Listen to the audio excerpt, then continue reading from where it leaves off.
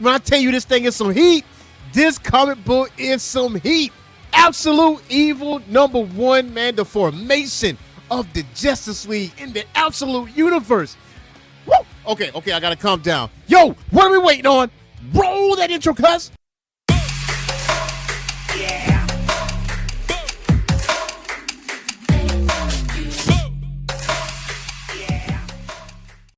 What's going on, Geek Corner? This is your boy, Earthsmack, the Mad Scientist, and welcome back to the Orange Phoenix Media channel. Today, we're covering some awesomeness, man. We are covering some straight up aura farming, man, in this comic book, and Absolute Evil #1, man. Cannot wait to jump into it. Obviously, in the intro, I'm super excited to get into this. Man, I will tell you, you want to wait to the end of this video because I'm going to give you my personal review on Absolute Evil and what I expect from Absolute Evil going forward in this universe. But I will say, this is a good bit of dialogue, man, but everything that I'm about to say in this video means something, man. And I want you to hit us in the comments. Let us know, well, who you thought had the best aura, who you thought had the best lines, okay? So let's jump into it. So, Absolute Evil #1 starts off in 1951, man. This dialogue is very, very important because we are introduced to Hawkman. And Hawkman says, "Gentlemen of the House Un-American Activities Committee, you called me to this closed-door session to answer certain questions. I've thought long and hard about the answers. During my covert work as the Hawkman, my true identity has remained my own secret. Now you say I have to give that secret up.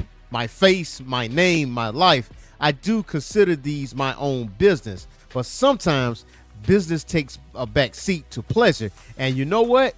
It'll be a real pleasure to inform on the commie rats nibbling away at this great country.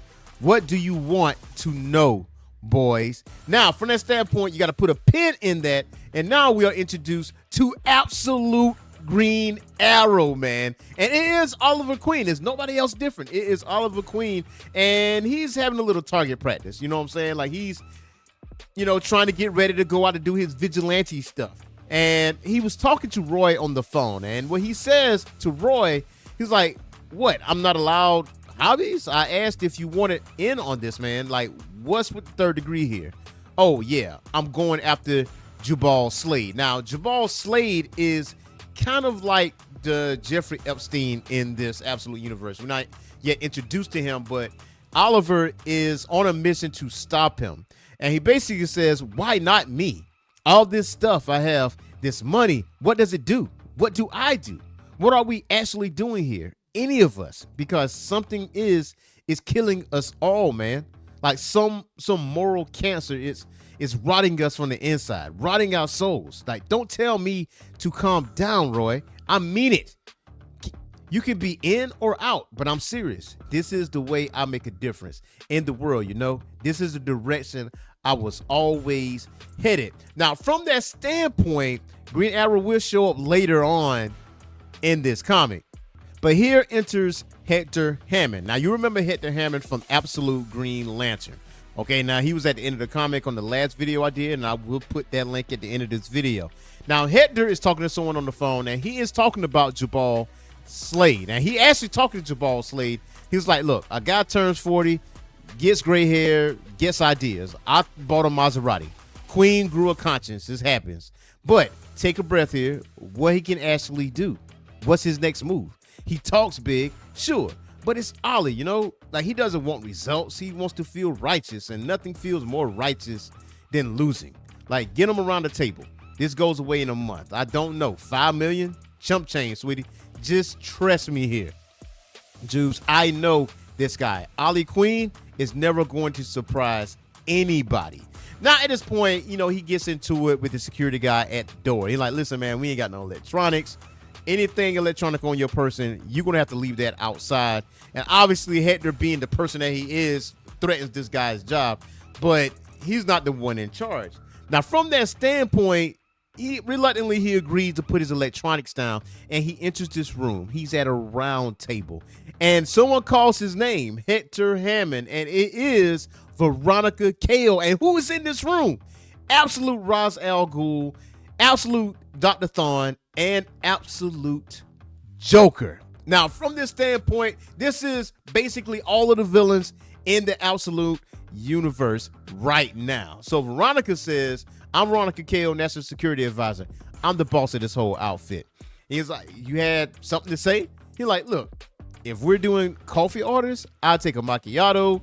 And Ra's al Ghul immediately speaks. He's like, look, this room is not for games. This is not for play.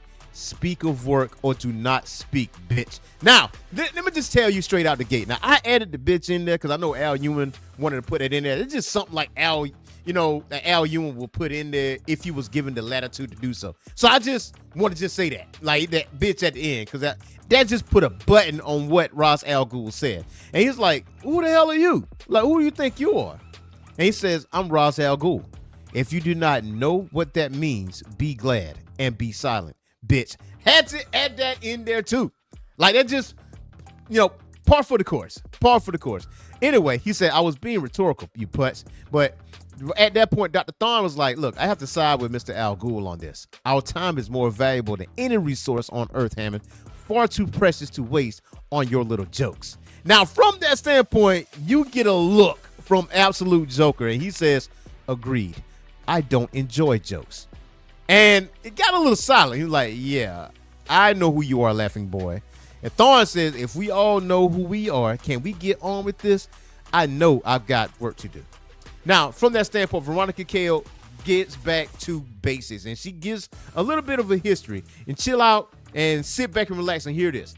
New York, 1939, chemist Wesley Dodds gets rich off his patents for improved anesthetic compounds. Soon after, a masked detective called the Sandman makes waves in the society pages armed with a non-lethal sleep gas.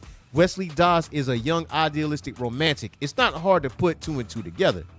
Even before Dodds is found shot dead in his Sandman suit, his basement laboratory has been ransacked. A year later, the U.S. military acquires some new and very lethal nerve gas weapons. Was that lethal gas brewed from Dodds' stolen notes? Ask the conspiracy theorists. Did it win the U.S. the war? Ask the historians. They'll say yes. Moved to 1942, Gotham City, Ted Grant, a professional boxer, is framed for the murder by small-time hoods. Grant's young. He's romantic. He puts on a cat costume, beats the hell out of them, clears his name. He calls himself the Wildcat. The neighborhood eats it up. So he busts some more small-time hoods, some medium-time hoods. He works his way up. And on a stakeout, he overhears a factory inspector taking a bribe from a munitions magnate to look the other way on safety standards. And then he comes into $50,000, tax-free. And that's the end of Wildcat.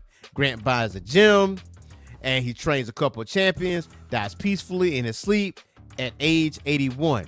16 work people died in workplace accidents in the factory over the next 5 years, making that gas I mentioned the one that won us the war. So maybe taking the money was the most heroic thing Wildcat ever did.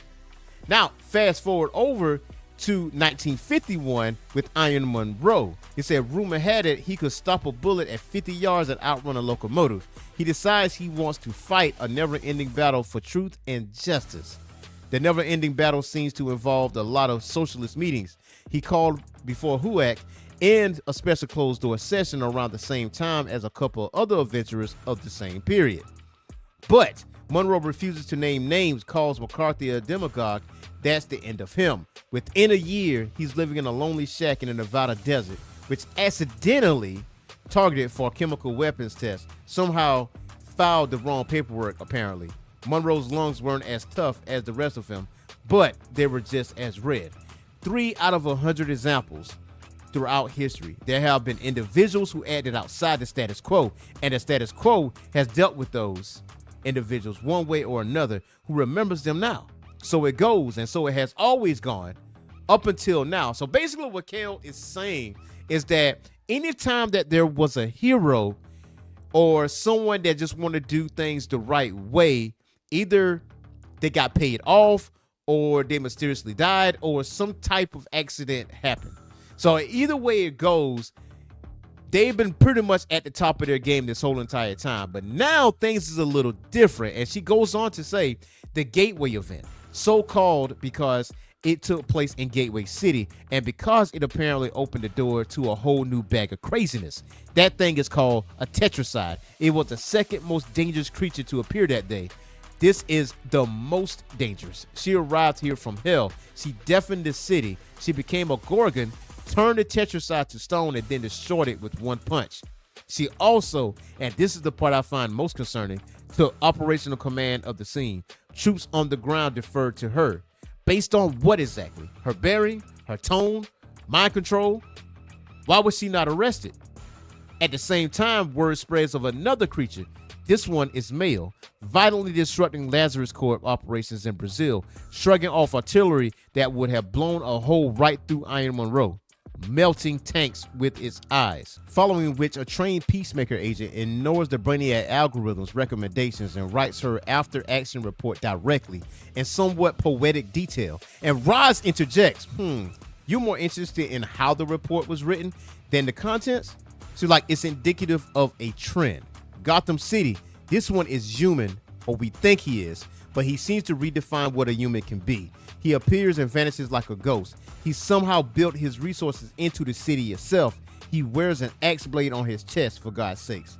And Joker interjects, he didn't take the money. Yes, exactly. Unlike Ted Grant, he didn't take the money. What else? A vast alien object falls on the town of Evergreen, a second gateway event, less telegenic this time, thank God. And she talks about absolute Green Lantern. She talks about absolute Flash, but the one person that she do not have a beat on is absolute Martian Manhunter. As she says, and what other beings are out there? What forms do they take? Are they even corporeal? We don't know, and we can't know. So at this point, if you look at it, absolute Martian Manhunter is the ace in the hole throughout all this. But it goes on to say, but we do know that things are escalating. These new threats are more dangerous than any before them. And the greatest danger they pose is not what they can do, but what they can convince others to do and what they can inspire. Peacekeeper agents ignoring protocol, military officers taking orders from civilians, seasoned cops refusing to open fire on a man dressed as a bat. Now, there is order in this world. There is a hierarchy, and these things make a mockery of that. They could topple everything if allowed to, if we allowed them to. And this is where she basically puts out this pitch saying, listen, we work better together than apart. Yes, most things that we have dealt with, especially in the past, we have dealt with this individually. But this is a new anomaly. These people are inspiring other people to do the right thing, and we got to do something about it. Now, Hector chimes in, and he was like, nah, I'm good on that, bruh. I'm good on that. He like, look, I get it. Uncle Sam's hard up these days, so the begging bowl comes with a scare story. But nobody is scared, Toots, because the point of that little speech was that people like us have always handled people like them. And frankly, I don't need any help. Now, Roz interjects again. He's like, I think you do. He like, you think so? Because I got my Green Lantern situation handled. I did it on my own. And he says, I think now is the time, Kale. And she said, me too. She's like, send in Mr. Hall. Now, from that standpoint, like, this is like some straight up aura right here, because Hawkman comes in with no other than Oliver Queen, slams him on the table, dead body, slumped over. So if you were looking for an absolute Green Lantern comic, don't look for that. Don't look for that. And if it is, it's definitely before he got his ass whipped like it. It's definitely got his head bashed in, because this was an example right here. Like, everybody's like, well, Hector more or less is shocked by this. So Rob's like, oh, all right, cool. Now, from this standpoint, like, how did you? And Thawne was like, okay, so what is this? So was this a murder, a covert assassination? Is this a threat of some kind? Blackmail? Like, what's the point of all this? Completely unfazed. And she says, call it a demonstration. What power can do for money, what money can do for power. How difficult is it for you to get intel on your little escape experiment from Fort Knox, Eleanor? How much effort did it take for Hammond to be the first on the scene in Evergreen? How many millions? How many favors? Next time, and this will be a next time, you could each make one phone call. And she said, all right, unless Lazarus called first, I suppose, then it's a bidding war. Frankly, I still agree with Hammond. As convenient as an alliance might be for you, I don't see a need to be in each other's pockets. And it's not like we're friends. Now, from that standpoint, we get the man himself, the one of the quietest people in the room, Joker. He was like, no, not friends. And may I have the floor? Nobody responds. And he's like, thank you. Now, this is one of the most important pieces of this comment because Joker goes off here in his speech. He says, I'm going to share some recent research from a particle physics laboratory under my aegis. Needless to say, this is proprietary information. If any of what I'm about to tell you reaches any ears outside this room, I'll take that seriously. Now, put a pin in that for a second because Ra's al Ghul is actually spying on this mission at this meeting. And from that standpoint, Brainiac is listening to all of this. And Brainiac responds, duly noted. Now, go back to Joker. He says the Higgs boson is known in popular science as God's particle. It's considered by many to be the final piece of the puzzle of quantum mechanics, the one elementary particle that confirms how the universe works. They're wrong. Last year, we found a better one, the true end of the search. We call it the Omega particle. So Joker, of all people, is getting wise on what's going on in this universe. Like, he discovers the Omega particle, and he says this particular forms the basic building block of all creation, and now we know how it behaves, how it reacts, what it reacts to. This particle, this energy, it has a spiritual dimension to it, a moral dimension. And Thawne's like, so please, you telling us that a subatomic particle understands good and evil? And you can't possibly be serious. And Ra's like, no, relax yourself. He doesn't joke. He never jokes. Listen. And you get this look from the Joker like, hey, man, you might want to set the piss up before I react. You know what I'm saying? Like, listen, don't speak. So from that standpoint, he says the fundamental forces of the universe trend in one direction. And now we know that includes the societal forces.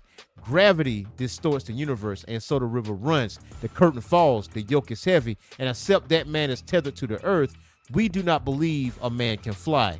With this discovery, we must now accept that there is likewise a moral gravity pulling down, keeping everything that is in its place. Existence is ordered and ordained. Water flows downhill. Those who have, those who have not. The rich get richer, the poor get poorer. Some hold the winning cards, and some clutch at the handful of jokers. This is not chance. This is not an accident. This is design. The sore losers in the game of life see their fate woven in the fabric of creation and rail against it. Call it doom. There is a philosophical term for that perspective. The just world fallacy. And imagine being so twisted, so filled with hate, so paralyzed by fear. Imagine thinking it's a fallacy that the world could be just. But the world is just. We have evidence, not of doom, but of natural order worked upon world by higher power. If spoiled little anarchists like the late Mr. Queen here would stand against that order, that I call injustice. And injustice must be fought.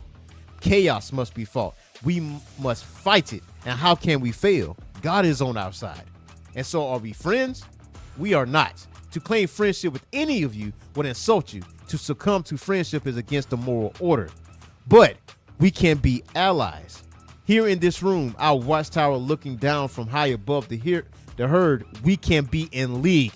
Between us, we can ensure the moral arc of the universe bends toward justice. A toast, then to an ordered world.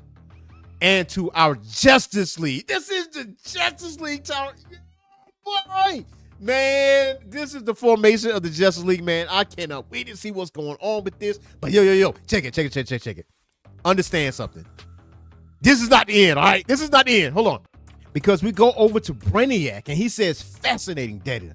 Just fascinating. And without your methods, I'm not sure I could have acquired it. So thank you for that, Mirror Master. So we're introduced to absolute Mirror Master, man. So this is how he was able to spy on what exactly is going on. He's like, I didn't come here for thanks, Brainiac. I need your analysis. I need to know how it all connects here, and in my mirror, how it connects and how it reflects.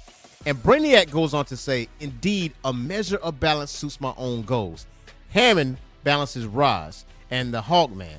Their egos can focus on one another, and the Thawne skepticism matches KO, the true believer. But this man, who doesn't joke, we need to reflect him, learn his secrets, negate his threat. There's a name I recall from my glimpse into your mirror world. someone worth investing in. I think the Justice League need to be complete with one more person. And when we introduced to this person, we don't even see his face. This person like chilling, drinking coffee with his wife, looking at the sunset. His wife want to get a little bit, you know what I'm saying? She's like, look, the kid's asleep. You know, we can go to the room and handle this. He's like, all right, hold on for a minute. The phone is ringing. Like, hold that thought. And he's like, no rest for the wicked, as they say. And it'll just be a moment, darling. And from that standpoint, we are introduced to Lex Luthor with hair, man. This is the last member of the Absolute Justice League, man. Look, I don't know what Wonder Woman, Batman, or Superman, or Flash, or Martian Manhunter is going to do with this. All right, you understand what I'm saying? So let's just get into this review. Al Ewing is cooking, okay, with Absolute Green Lantern and Absolute Justice League. There's absolute like no bones about it.